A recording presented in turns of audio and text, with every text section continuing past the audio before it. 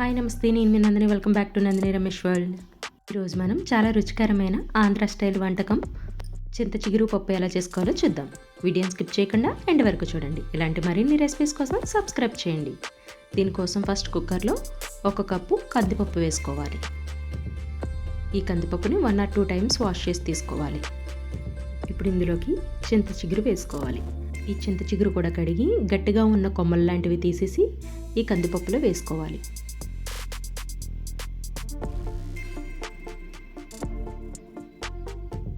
ఇప్పుడు ఇందులో ఒక మీడియం సైజ్ ఆనియన్ పొడవుగా కట్ చేసి వేసుకోవాలి.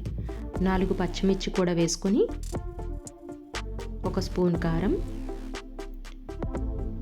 2 గ్లాసులు వాటర్ యాడ్ చేసుకొని కుక్కర్ మూత పెట్టి 3 విజిల్స్ వచ్చేంత వరకు ఉడికించుకోవాలి.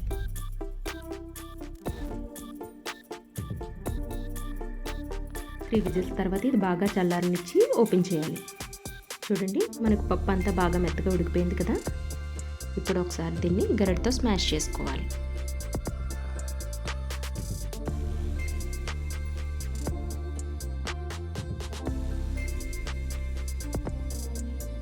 చూడండి పప్పు ఎంత బాగా ఉడికిందో. ఇప్పుడు ఇందులో కొంచెం టేస్ట్కి సరిపడినంతగా సాల్ట్ యాడ్ చేసుకొని ఇది ఒకసారి మిక్స్ చేసుకోవాలి.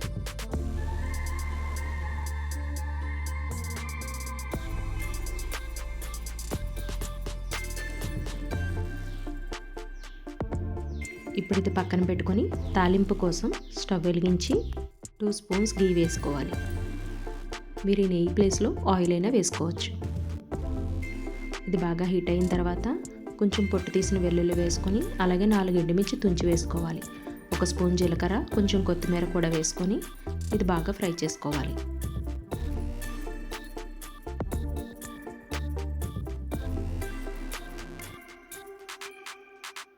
తాలింపు మొత్తం ఇలా వేగిపోయిన తర్వాత దీన్ని పప్పులో వేసుకోవాలి.